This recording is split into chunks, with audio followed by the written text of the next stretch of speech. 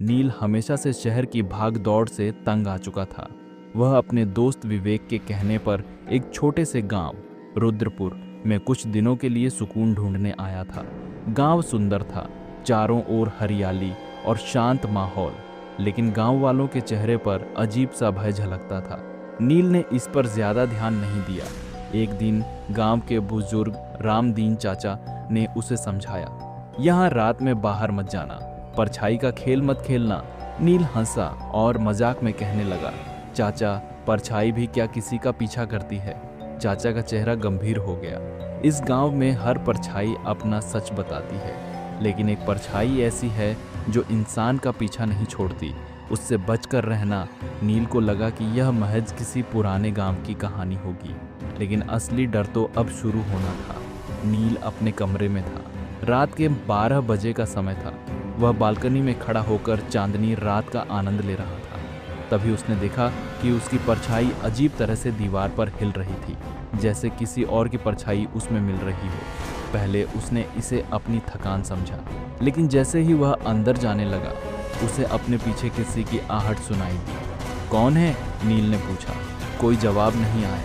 वह मुड़ा और देखा, उसकी परछाई पहले से बड़ी हो गई। उसकी आंखों में एक पल के लिए डर समा गया, पर वह खुद को समझाने लगा कि शायद यह उसका वहम है। अगले दिन नील ने गांव के कुछ और लोगों से बात की।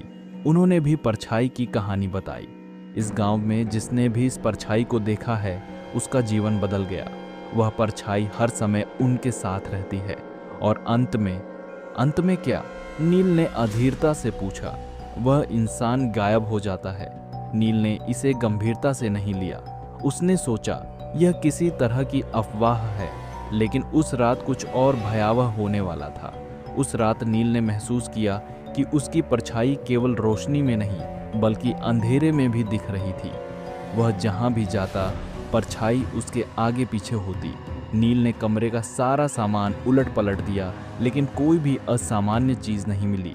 क्या सच में यह परछाई मेरा पीछा कर रही है? उसने खुद से पूछा। तभी उसे दरवाजे के बाहर किसी के चलने की आवाज़ सुनाई दी। जब उसने दरवाज़ा खोला तो उसे कुछ नहीं दिखा, लेकिन उसकी परछाई अब उसे घूर रही थी।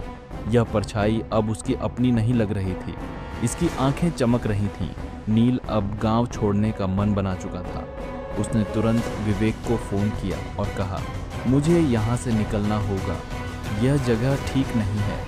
विवेक ने कहा, नील, तुम अकेले मत निकलो, यह जगह खतरनाक है। पर नील रुकने को तैयार नहीं था। उसने अपनी गाड़ी ली और गांव से बाहर निकलने लगा। रास्ते में उसे लगा कि कोई उसकी गाड़ी के पीछे पीछे दौड़ रहा है। जब उसने शीशे में देखा तो वही परछाई अब उसकी गाड़ी के अंदर थी। नहीं, यह मेरा वहम है, वह चिल्लाया। लेकिन परछाई ने अब अपना रूप बदल लिया था। वह एक अजीब आकृति में बदल गई, जिसकी आंखें खून सी लाल थीं और मुंह से धीमे धीमे आवाजें आ रही थीं। नील गांव से भागने में सफल तो हुआ, लेकिन उसकी परछाई ने उसका पीछा नहीं छोड़ा।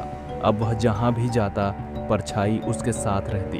वह डॉक्टर, पुजारी और साधु संत सबके पास गया, लेकिन कोई भी उसे इस परछाई से छुटकारा नहीं दिला पाया। धीरे धीरे नील का मानसिक संतुलन बिगड़ने लगा। एक दिन वह अपने कमरे में मिला, लेकिन वह अकेला नहीं था। उसकी परछाई अब जीवित हो चुकी थी। कहते हैं, नील के बाद वह परछाई अब अपने अगले शिकार की तलाश में है।